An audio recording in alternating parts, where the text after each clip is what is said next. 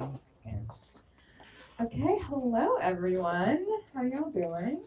Good. Thank you all so much for joining us tonight. My name is Amali and I'm the events director here at Books Are Magic. We are so excited to have Stuart Pennebaker and Sidik Fofana with us tonight to celebrate the launch of Stuart's debut novel, Ghostfish.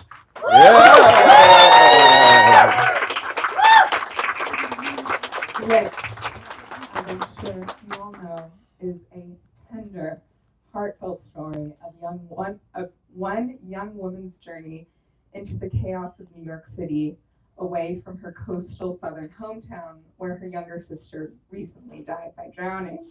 It's a beautiful exploration of grief and trauma, friendship and community, and the terrible, agonizing, and healing magic of sisterhood. There's so much to discuss in this, but before we get started, I just have a few logistics to point out for how tonight's event is going to go. I'm going to read some quick bios, and then we're going to dive right in. So first, we will be doing a hand-raised audience Q&A towards the end of the discussion, so please start thinking of questions to ask and hold on to them. After the talk tonight, Stuart will be around to sign and personalize your books at the alcove next to where you checked in. We'll let you know where and when to start lining up for that. And finally, if you're joining us virtually on the YouTube live stream, we would love to encourage you to buy a copy of Ghostfish online using the link in the live stream description. All right, so we have Stuart Pennebaker, who is a writer and former bookseller raised in South Carolina. She now lives in the East Village, where she works and teaches for Gotham Writers Workshop. As I mentioned earlier, Ghostfish is her first novel. And the wonderful Sidik Fofana joins Stuart in conversation tonight. Sidik is a public school teacher in Brooklyn and graduate of NYU's MFA Creative Writing program. His work has appeared in the Sewanee Review and Granta, and he is the author of Stories from the Tenants Downstairs, which is fantastic, and we also have available for purchase tonight. Okay, that's all from me. Please join me in giving a very warm welcome to Stuart and Sidik. Thank you guys so much. Amali and I go way back, like the first week that I moved to New York, so this feels very full circle. Sidik and I do as well, but no spoiler. We'll get into that later, I'm sure. So I am just going to do a quick reading. Just for some backstory, so this is a book about a girl named Allison. She has just moved to New York a few days prior. She is living in a tiny apartment with a lot of roommates, as many of us who move to New York do when we first get here. She's met almost none of these roommates yet, and in this scene, she is just getting home from one of her first late nights out, and she also has not met or re-met, I guess, the titular Ghostfish yet. Okay, let me put this down. Okay. I've never read to so many people that I know in one room before. I'm a little nervous. Okay. The apartment was as eerily silent as always. I moved as if I were in a library, showered without playing music from my phone like I used to back home, making my footsteps as quiet as I could. I lay on my bed, which I'd finally made up with 2 big sheets from my grandmother's house. The light was dark and blue. I closed my eyes, but my brain felt buzzy, too full, confused, so I got up to get some water from the kitchen. There were no glasses in the apartment, something that had initially struck me as very artsy and was now just annoying, so I pulled down an empty, washed-out pickle jar from the cabinet and filled it up from the tap. I took a sip and tried to will my racing heart to calm down. There you are. I dropped the pickle jar and it clattered into the metal basin of the sink, miraculously remaining intact. I turned toward the voice, a girl around my age with bleached white hair that was almost silver in the dim light. Sorry, the girl laughed. I tried to laugh with her, but couldn't quite manage it. I didn't mean to scare you, she said. I'm Greta. Her skin was bright white, too, almost translucent. The door across the living room from mine was ajar, and I could see the rosy glow of twinkle lights. I wondered if she was nocturnal. She looked a bit vampiric in a pretty way. I picked up the pickle jar from where I dropped it. My hands were still shaking. I turned back around to face her. Hi, I'm Allison. I'm sorry we haven't met yet, Greta said. Do you hate us? I hope you don't hate us. What? No, I replied, feeling self-conscious. Good, she said. Marcus said he met you when you moved in, and he can just be very Marcus, but we love him. And we all work weird hours. I didn't want you to think we were avoiding you. We're nice. I didn't think that, I said. It had never occurred to me that they were purposely avoiding me. I almost wished that were the case, that I precipitated any kind of emotion or action in the people who lived under the same roof as me. Being something, causing something, even if it was bad, felt better than being totally forgotten. But I'd probably never be part of Greta's we. When Greta said we're nice, she would never mean me. She would never say, Allison can just be, but we love her. Good, I'm sure we'll all hang out sometime, she smiled. It really is nice to meet you. I stretched a smile across my face and refilled the jar with water. It was silent save for the sound of water from the tap drumming against the metal basin of the kitchen sink. Are you okay? Greta asked. I didn't know how to tell her, the stranger I lived with, that I had just seen a ghost that was a fish that also bore an inexplicable but visceral resemblance to my dead sister. I didn't know how to tell her that my sister was dead, as was my grandmother, as was my mother, that I was our family's only remnant, and it really sucked sometimes to be so alone. Also, did she happen to know someone named Noah, and was it a terrible idea for me to keep sleeping with him? Fine, just tired, I said. Okay, she said, making the word a whole sentence, as if she were on the verge of saying something else. I turned around. It's nice to meet you. Good night. I walked into my bedroom and closed the door. I could already feel my eyes getting hot. Why had I done that? Why hadn't I let Greta say whatever she'd been about to say? I could have told her everything, and she could have told me I was in the right place, that I was home, wasn't I? When my sister died, the police came in the buttery light of the morning. They came with the sirens off and lights on, the red and blue of their patrol cars bleeding weakly into the morning air. I was 17, I didn't know anything, but I knew my sister was not in her bed, and that when the police come with sirens off and lights on, something irreparable has happened. The yellow light and the blue light and the red light spilled through the curtainless windows over my sister's empty bed, and I imagined walking down our long dirt driveway to the highway and lying down on the uneven asphalt, waiting for a truck with 18 wheels to flatten me into the ground.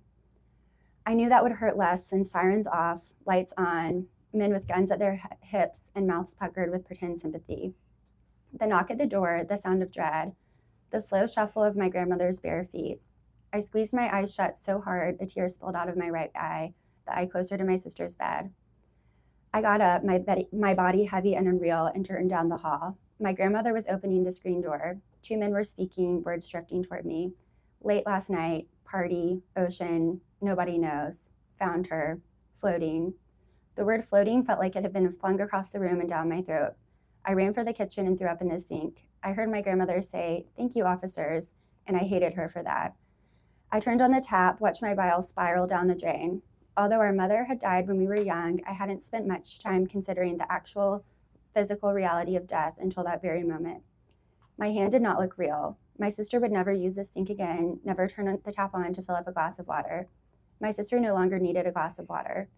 My sister no longer needed to borrow my favorite jeans. My sister. I threw up again. The tap was still running. Once, my mother had taken my sister and me for an early morning walk on the beach. As we crested the dunes, the sand orangey in the sunrise glow, we smelled something tangy and overripe. I felt the inside of my nose twitch.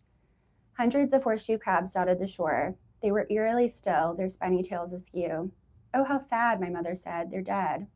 What's dead? My sister asked. It means they're gone, my mom had said. Our shoes were in our hands, and she drew a line in the cold, wet sand with her toe. Their bodies are here, but they're nothing now. I turned the kitchen tap off. I listened to my grandmother cry in the next room. I would not be angry with her for saying thank you to the policeman who came to tell us the best person I knew was dead. I would go to my grandmother, put a warm hand on her thin back. I would read a poem at my sister's funeral and graduate from high school. I would clock into my shifts at work and do the grocery shopping, but I decided to be nothing. My body was here like the horseshoe crabs on the beach, but if she couldn't be anything, I would be nothing too. Except now I wasn't nothing. I was in an apartment in a city. I was trying something new. My room was usually dark as ink at night, but out of the corner of my eye, I saw something different. A weak silvery glow leaked in through the window. I didn't so much walk toward it as let myself be dragged by some weird emotion I couldn't parse. Dread and hope, fear and love. Outside, above the fire escape, the ghost fish floated in the air. I'll stop there. Wow. That's where it all pops off. You know? Discovery of ghost fish sister, and then the flashback to the tragic news of her death. Well done. Good evening, everyone. Good to see you all. Shout out to friends and family. And I am going to linger on that for just a sec because it's really, really moving to see everyone's faces out in support for Stuart. We briefly emailed about like the roller coaster of publishing and how moving it is to see friends and family in the audience, you know, taking a moment. We all have our ambitions and dreams, but it's so moving to just come together and in support of Stuart. So shout out to you. I see some of the new school cohort in there. Salute. Go Narwhal. And so let us talk about this fantastic book, this fantastic achievement. Come prepared. Some hard-hitting questions. No, I'm just joking. We talked in the back. They're not hard-hitting at all.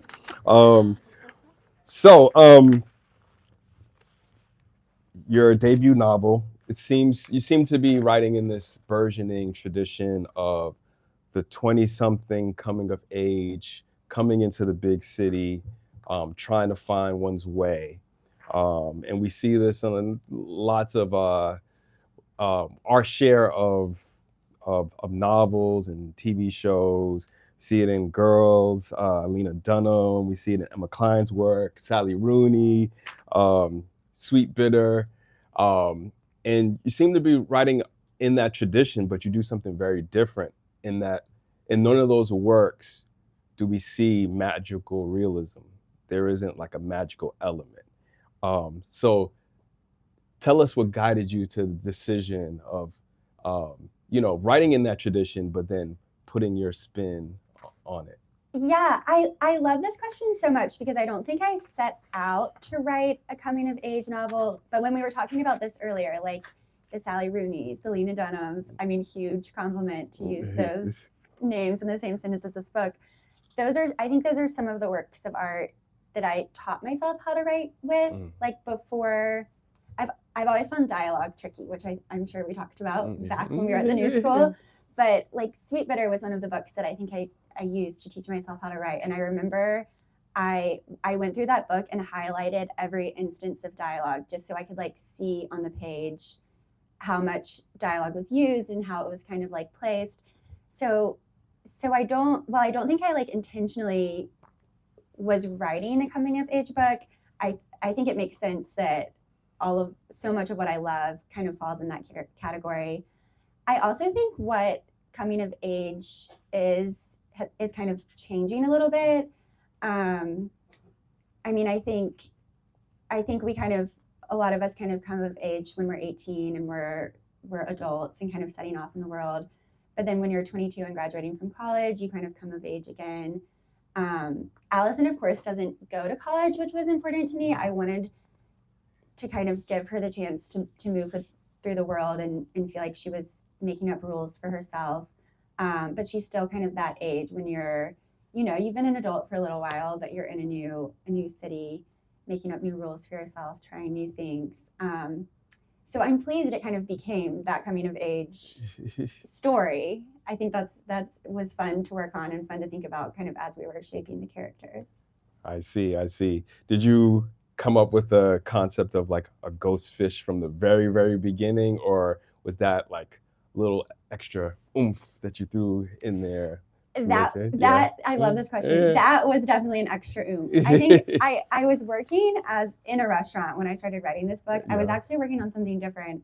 And it was not in your class, a different class, but I got a note on what I was working on that it was reading more like notes for a novel than an actual novel. So I put it aside and I decided I want to write something fun about a world that I know very well. So I set out to write like a grand restaurant novel. But I wasn't a very good host, and it's hard to write a restaurant novel when you're a host that kind of stands at the host stand and reads her book. So it needed something else. I knew it needed something else. I didn't know what that something else was going to be. Allison really started to grow on me. I kind of built this backstory for her. And then I was just out for a walk in my neighborhood one day, and I I don't know if it was like light off of a windshield or what it was, but I saw this like glint in the air and was like, how about a ghost? And it was one of those, I wish this would happen to me again, but it was kind of one of those instances where the story just kind of came to me. Yeah, if that could happen to me again, that would be any day now. I keep going on walks, just waiting.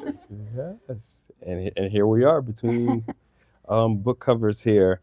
And so, for those of you who don't know, I was Stuart's thesis advisor when she was doing her MFA at the New School, and did some archival digging, and I found the first notes that I set on this very novel this here. is journalism. I knew it was gonna be. And I was amazed because, and I'm gonna ask you this, like, there's a lot of stuff that you incorporated, and then there were some bits of information or some notes that you were like, okay, I'm not gonna take that, and it worked out, and it turns out that I was wrong, and so I'm gonna ask you about that. I'm gonna read a little bit of this very first note, Stuart's thesis submission.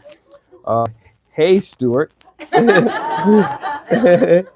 Thanks for sharing this amazing excerpt of your novel. We have a young woman, 20-something, making her way in New York. This is a common phenomenon. You've got the despair of young and broke down Pat. Many of us have experienced this across gender and race. Right from the jump, there is this masterful writing, lovely sentences. We see our main character hanging out with friends, going to dance clubs and bars, seeing a guy she wants to kiss. Quintessential New York life. And then I go into the, some notes here.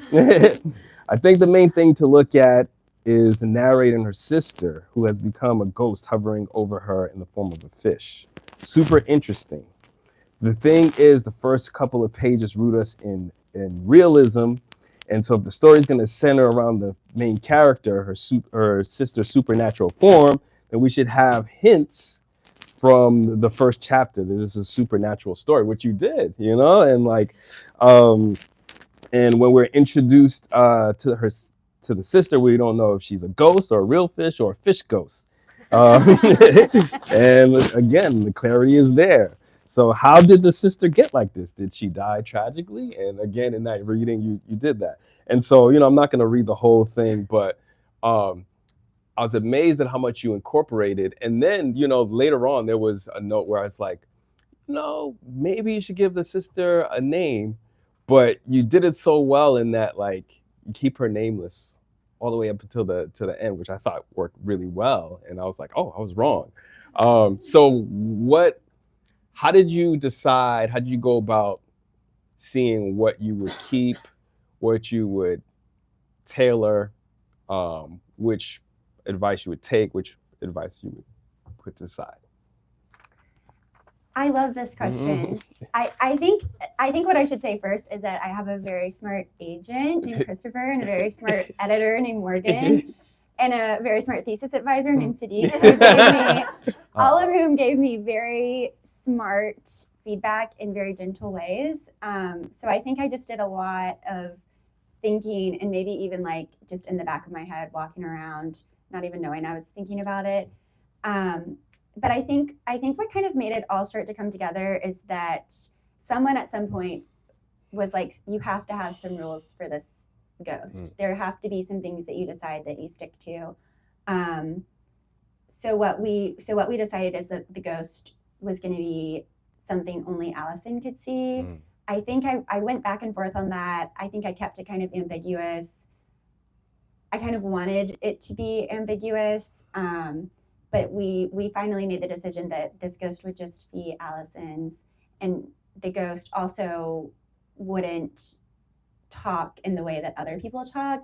And so I think coming up with a set of rules is really helpful. If anyone is writing a ghost story, I would say that save yourself so much heartache and come up with the rules from the top. And then changing something about the ghost, so the fact that this ghost fish doesn't speak or doesn't communicate with Allison in the way that everyone else in the story does, I think kind of set the ghost apart and made it a character that was able to reflect Allison back to herself, which is kind of what we wanted. Nice. the relationship to do. Nice. Yeah, world building 101. Make the rules, and stick to the rules, which you did. Um, and so Allison's working at the restaurant. She comes to the city, and she finds employment, and she meets a friend, Gabrielle. And Gabrielle, in many ways, is very different from Allison. She's been in the city. She's rich. Her dad owns the restaurant and or is an owner, and they hit it off. And I just marveled at how different they were, but how they could come together and have this friendship. So just talk about, like, how did you go about describing Gabrielle? What were your initial goals? Did they change in the writing? Yes. Gabrielle was kind of a surprise. I knew Allison would kind of grow into her role in the restaurant and kind of her friendships in the restaurant. But Gabrielle surprised me a little bit, and it's like, friend, crush. We kind of, it develops as the story moves on a little bit. And I think the more I worked on the story, the more kind of like Allison's observations about Gabrielle became very different than her observations about other people. And they kind of just had, I don't know if this comes out or not, but when I was writing it, they just had this like undeniable chemistry. Like Allison from the very beginning notices Gabrielle's fingers. Like there's just something so specific that Gabrielle has. But I think it isn't an easy relationship either. They're very different. Gabrielle has a lot of things that Allison doesn't, that would make Allison's life a lot easier. But I think that tension kind of makes their relationship feel a little bit more both like complicated, but also true to life. But yeah, that was my favorite relationship to work on. It was fun. I miss Allison and Gabrielle. Yes, they bond and vacation. And there's that line that I'll get to at the end that I feel like, encapsulates the whole book. But, some writers don't like the question of like how much of this is autobiographical. So I kind of tippy-toe around the question, but I feel like it's insightful because what parts of one's real life gets into fiction, and how do you divert from that? And so I'm going to ask you, to what extent did you pull from your real life, whether it's working in the restaurant, being the best hostess ever, or just moving from South Carolina to New York City? How much did you pull from your experiences? How much did you kind of like go in the other direction? I feel like I tiptoe around this question too, but I don't know, it feels like a huge compliment to me. I'm like, I wrote a ghost story and people are still like, is this true? I'm like, okay, so you all believe in ghosts? But obviously, I mean, it's impossible not to pull from your own life, I think. Or I would love to talk to a writer who has written something that is fictional, that is, 100% nothing in it, has been taken from their own life at all. I think for me, something that I like to borrow liberally from is setting. So like the tiny apartment in the book looks a lot like mine did. The restaurant, I think I, like a lot of writers, have worked in a lot of restaurants. So lots of weird details. Like in the book, there's this weird little like hutch hallway thing. That was real, from a real restaurant where I worked in. Key West, obviously a real place. So that is definitely feels true to life. And then, writing about a young person, looking back at some of the story now, I think there are pieces like the big move that I didn't think were true to life. But when I read it back now, going to the grocery store by yourself in a new city and feeling awkward, I don't think I realized how awkward I felt until it came out on the page. But yeah, a little bit of both, for sure. I see. Is Gabrielle based on anyone, a composite, total, you know? Unfortunately, Gabrielle is fictional. I Yeah. wish I had an artist friend with a huge apartment across the Pennebaker Park. I think some of like Allison's yearning toward Gabrielle is probably true. But Gabrielle herself, very made up. Cool. Let's talk about the ending, and I am gonna quote. You know, did my homework here. So Allison and Gabrielle go on vacation, and Allison is deciding whether she should let her sister be free, and deciding whether or not to tell Gabrielle. And you know, when the two friends are on vacation, you write, Gabrielle smiled. I always wanted to be the kind of person who went on vacation and never came back, she said, closing her eyes, and a firefly of hope flickered in me, on and off, on and off. And I feel like that snippet there really captures like the feel of the novel, when to move to another place and let go of the place before, when to, you know, have a relationship, friendship, whether to hold on, whether to let go. I think that was kind of perfectly said in that moment.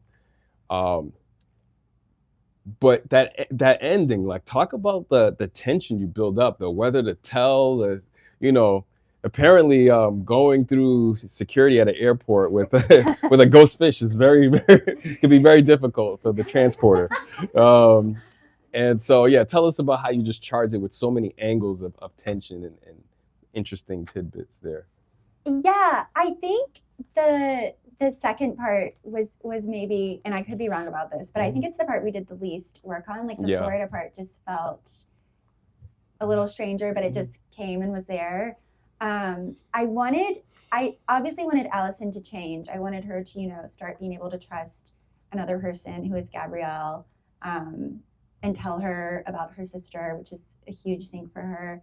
But I didn't want her to change too much. So I think the firefly of hope, you know, she's able to feel a little hope by the end, but I think is still maybe having a little bit of trouble completely trusting herself. But I do think as I thought about and worked on the story, I wanted the ending to be a little bit ambiguous. I wanted people to be able to read the book and kind of decide for themselves where Allison goes next and what she does. And I'm dying to know. So if you read it, you'll have to let me know where you think she goes. But yeah, I think that kind of tension between being young and in a new place and not sure what you're going to do next, I didn't want to solve that problem too soon. Cool. We have time for a couple more questions. All right. So who would play Allison in the movie? And who would play Gabrielle, you know? And who would do the voice of Allison's sister? Ooh. I haven't thought about the voice yet. Okay, someone asked me this earlier today, and I think I'm going to change the answer a tiny bit. I think that Gabrielle would be, I just saw the movie Oh Hi with Molly Gordon.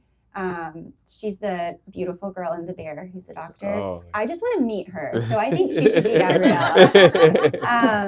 I think that Allison would be the musician Maggie Rogers making her acting debut. I think she would be good at that. And then the voice of the sister, I'm gonna have to think about that because they're from Georgia, so it would have to be someone a little Southern. That's a good question. Okay, do you have thoughts about casting? No. Yeah. I'm like, I was more thinking like, how are they gonna get the fish on the screen? Yeah. That's what I've been wondering too. So Hollywood, call me and let me know. Cool. We'll turn it over to questions in a second, but while you're thinking, tell us what you're working on now. And I'm just curious with this book from start to finish, total time, you know, if you want to say how many drafts you can. I know some people are secretive about that, but from start to finish, how long did it take this book to complete? And then, you know, what are you working on another novel? Yeah.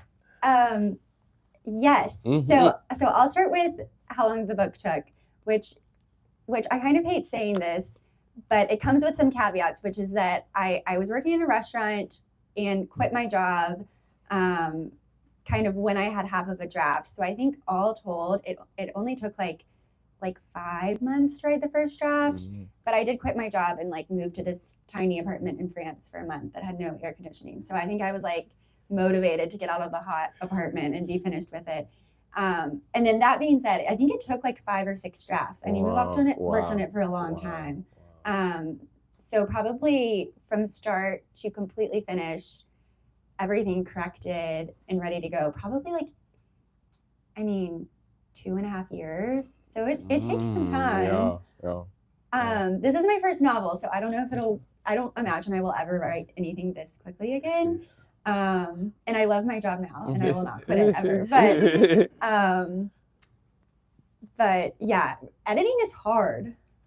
That's some challenging stuff, as you probably know from trying to get me to change things in the novel. And then I'm working on, I have 2 projects. I hope one of them turns into a novel. One of them is set, I think it's going to be set in the 70s and is requiring an immense amount of research. So I think I'll probably be 65 when I finish it, which serves me right for telling people that I wrote a book in such a short amount of time.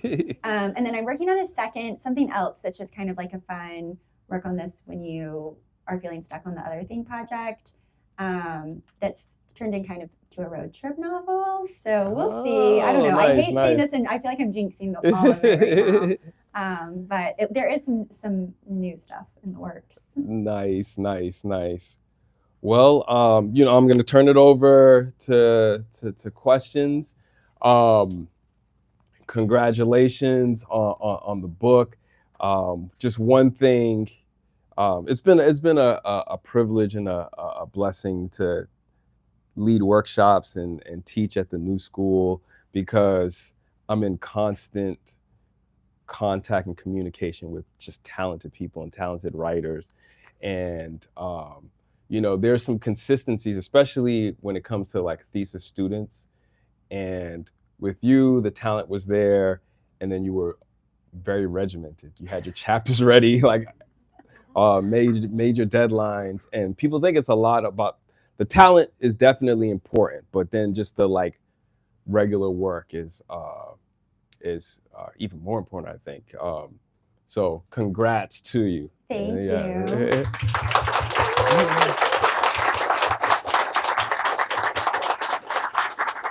Cool. We will open it up for some questions here.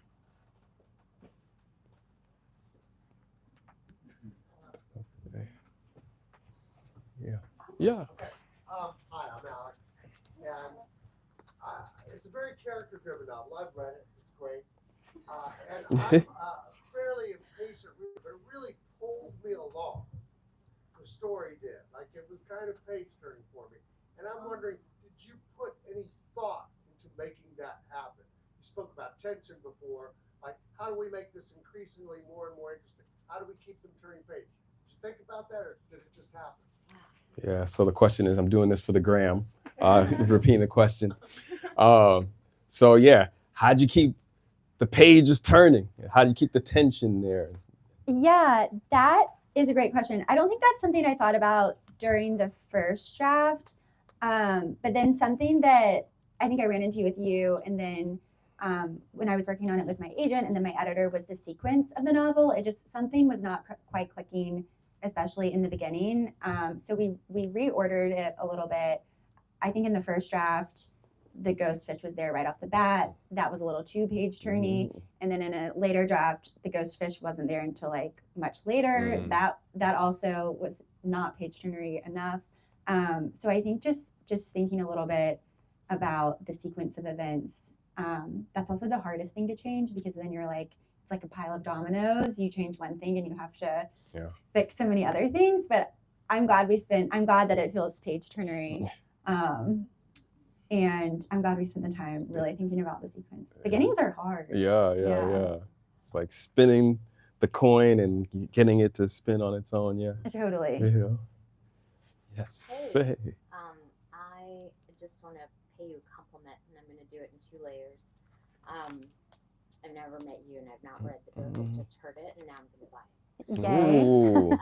Because I'm really interested in this thing that you sort of did seamlessly, like you're that writer. And I'm going to say that you remind me of Rebecca West and Karen Russell.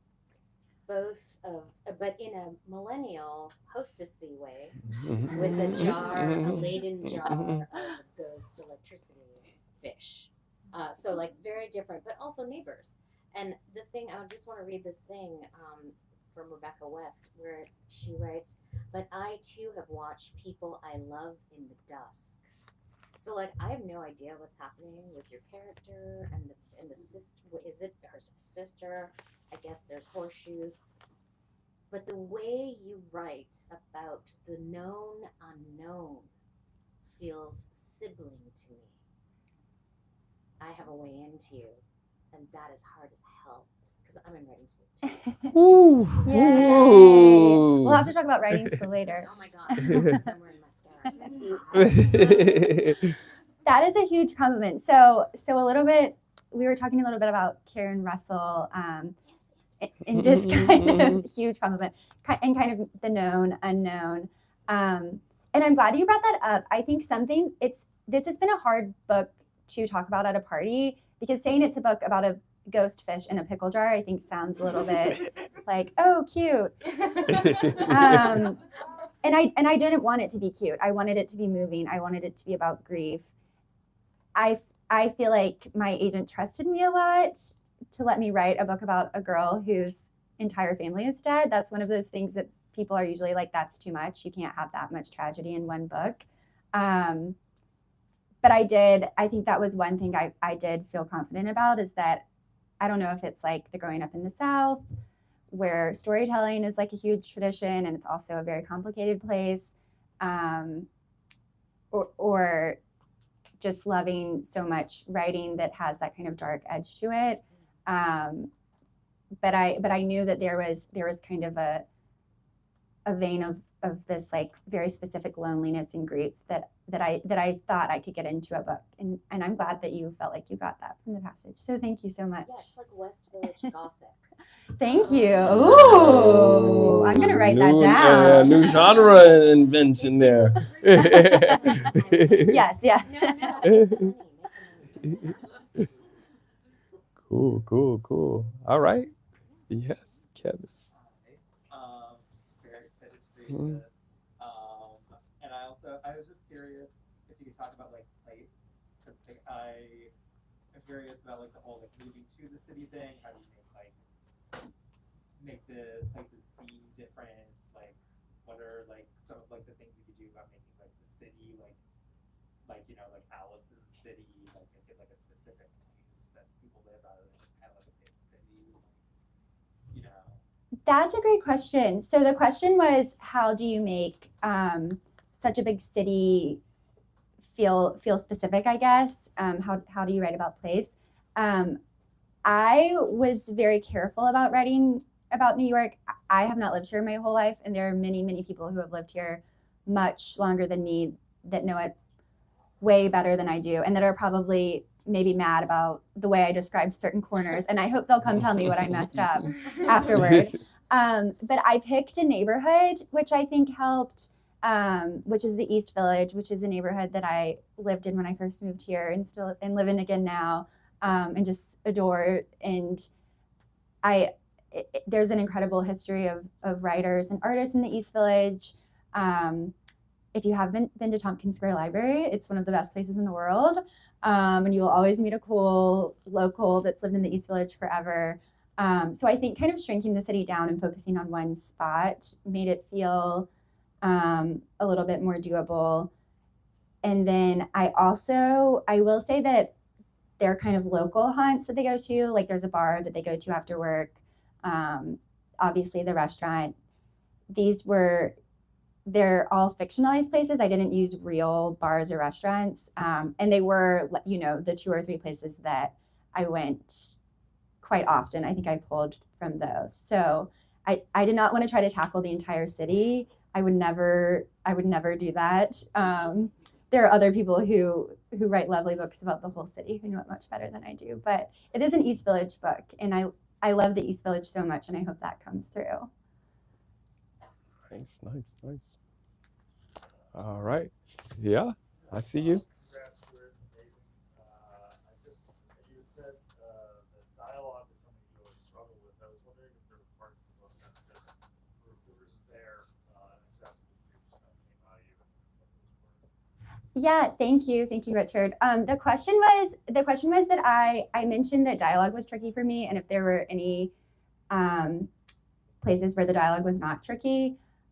Honestly, no. I was just at dinner with some of the people from Little Brown and my agent earlier, and my agent and I were laughing about the fact that in the first draft of the novel, Allison says the word hi, like 40 times, which is, that's too many times for someone to be saying hello to people. I do think the dialogue between Allison and Gabrielle came a little more naturally than other places in the book. But dialogue is hard for me. Sorry to follow. Were there other core elements of the book, like you were talking about place, or like structure, or like another sort of core feature that was accessible to you? Yeah, I think I love a setting, and I love like the kind of like atmosphere building. I love the act of getting to like imbue a place with like feeling and action. So that was a part that was fun for me to write. And then also I do think I think what the book is about is kind of grief and loneliness, and conveying that was something I was aware of, I think, kind of from maybe not the very beginning, but pretty early on. And so figuring out how to kind of shape the book around that maybe wasn't easy, but it was something that I enjoyed thinking about and doing. Thank you. Cool. All right. Yeah, Mr. Phil. Congrats. I'm just wondering, are you like, is the book structured in a certain way, and are you kind of like an outliner writer, or are you kind of a go slow kind of writer? Did it change throughout the process? That's a great question. So the question was, is the book structured a certain way, and am I an outliner writer or kind of a take it slow writer? I wish so badly every day of my life that I was an outliner. I'm not an outliner. I do not have the personality of an outliner. It's a blessing and a curse. Yes, I left my keys in a bookstore this morning. Like, I'm just not the most organized person in the whole world.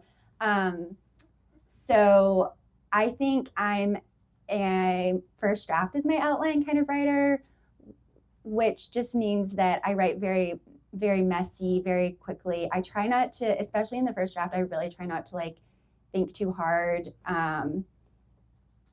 I just kind of want the weirdest things to come up, which does make revising it feel like it takes forever. And that, I think, is when I slow down and will kind of make like an outline looking back, or kind of try to like start printing things out and reorganizing them.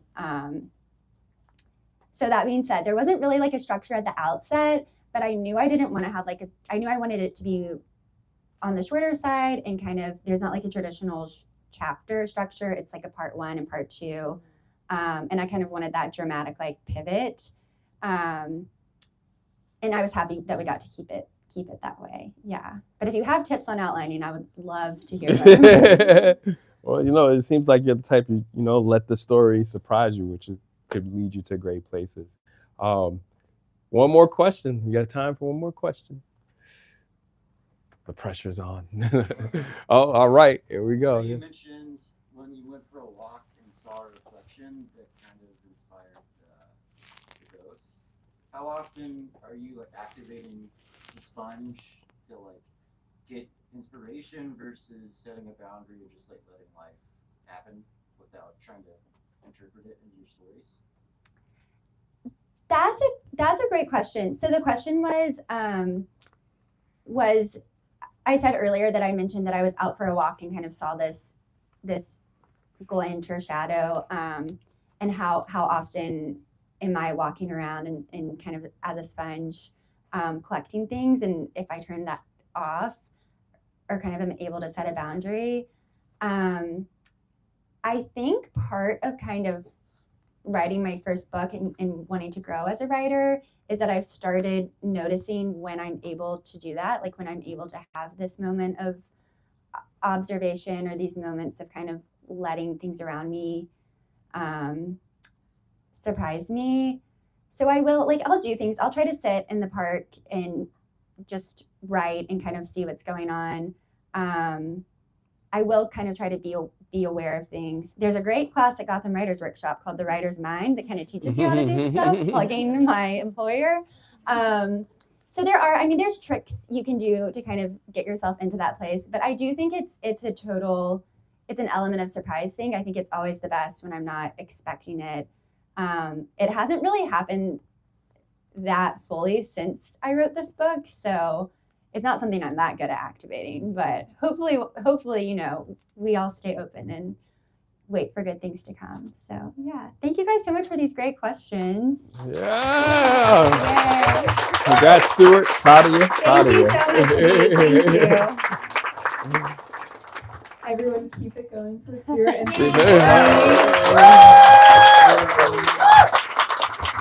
Thank you all so much for coming out to celebrate this launch with us. Thank you to everyone who asked questions. Thank you, Sidik, for moderating such a great conversation. And thank you, Stuart, for celebrating this with us. Debut launches are always our favorites, but it's incredibly special when it's someone that Stuart and I worked at the first bookstore, the one that I started my, bookstore career at together. So it's such a treat to be up here hosting her debut launch. So thank you all for being a part of it. If you haven't gotten a copy of the book yet, we have some extras available for purchase at the register where you checked in, as well as copies of Sidik's collection, Stories from the Tenants Downstairs, which is a fantastic New York collection of stories. So please check that out as well. Stuart will be around to sign and personalize your books. That's going to be happening all the way back where my coworkers are now pointing to. Thank you. And I believe there are also some free goodies, some little pieces of book merch to pick up when you get your book signed. So just please make sure to gather all of your personal belongings with you. We're going to get Stuart settled back there, and then please line up down the center aisle, curve around to the wall, and get your book signed. That's all for tonight. Let's give these two one more round of applause.